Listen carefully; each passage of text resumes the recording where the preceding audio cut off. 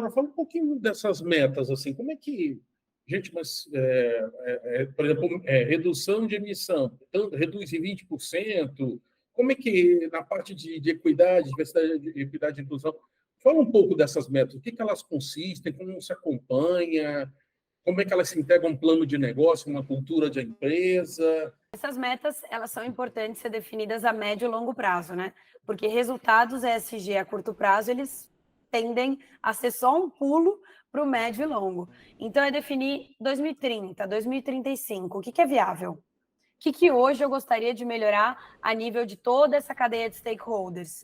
O que que eu consigo executar? E aí, colocar uma pessoa da empresa, um líder, com essas metas de ESG. Muitas vezes a empresa não tem recurso para ter um diretor de ESG, por exemplo, mas um diretor de inovação pode abraçar essas metas, um diretor de RH pode abraçar uma parte das metas também, um diretor de jurídico pode pegar a parte de governança. Então, distribuir dentro desses colaboradores, dessas lideranças, o que cada um pode abraçar a nível de meta. E aí, definir metas palpáveis. O que eu sugiro sempre é se orientar pelas ODSs.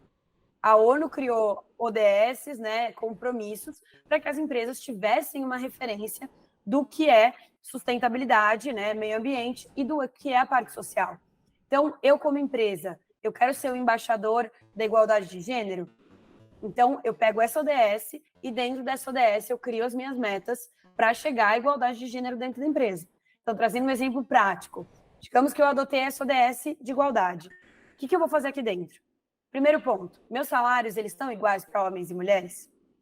Minha licença maternidade, eu tenho licença paternidade também para equilibrar a licença maternidade?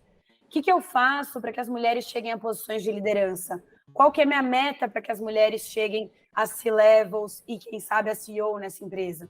Então, dentro dessas ODSs, escolher o que é possível dentro da empresa. Eu vejo assim que é importante, né, quando a gente fala vou falar do S, né, especificamente.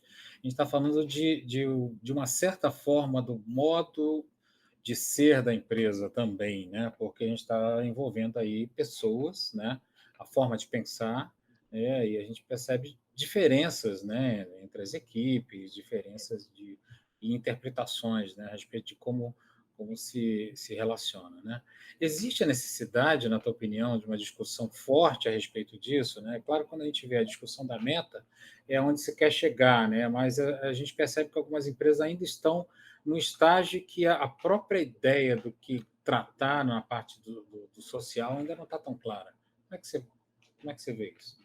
Eu acho que as empresas, primeiro de tudo, é entender quem é o público mesmo, quem é o público que consome, quem é o público que trabalha e quem que eu vejo potencializando essa empresa, a nível financeiro mesmo. Então, qual que é o meu objetivo com essas metas? Que retorno financeiro eu espero? E aí sim eu vou conseguir definir que cultura organizacional voltada a esses pilares de diversidade eu consigo construir. Eu concordo, Roberto, que é muito também uma questão de envolvimento com a cultura, de envolvimento com querer gerar esse impacto. Essa empresa ela precisa querer ser uma empresa sustentável, ser uma empresa focada em ESG. E quando ela entende os benefícios disso, é muito mais fácil que ela entenda que isso é possível e que essas metas podem ser definidas com mais facilidade e envolvendo colaboradores. As empresas realmente estão em estágios muito diferentes, então partindo de pontos de maturidade muito diferentes, mas tem algo que todas elas têm em comum. Todas as empresas querem ser um exemplo, querem que seus clientes sejam seus fãs. O que torna o meu cliente meu fã? Eu acho que essa é uma pergunta que toda empresa faz. O que me coloca no oceano azul, né? O que faz com que o meu cliente seja meu fã? O que faz com que o meu colaborador seja meu fã e meu embaixador? Isso ajuda a gente a responder às questões de que metas eu vou buscar. Então, o que ele espera da minha empresa? O que esse colaborador quer para que, assim, seja o supra-sumo da história da carreira dessa pessoa? E essa é uma coisa em comum que todos têm. Então, essa busca por maturidade de jornada vai muito também com relação a essa cultura que quer ser construída.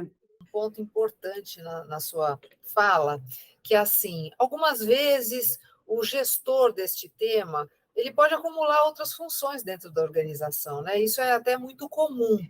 Mas eu vejo algumas organizações com um pouco de dúvidas, né?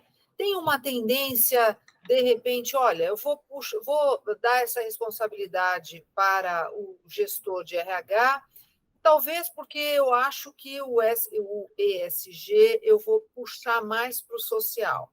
Ou vou trazer alguém da área de negócios, porque eu gostaria de puxar mais para algum vínculo com o produto, um relacionamento com clientes, enfim. Acho que esse tem sido um ponto aí de análise das organizações.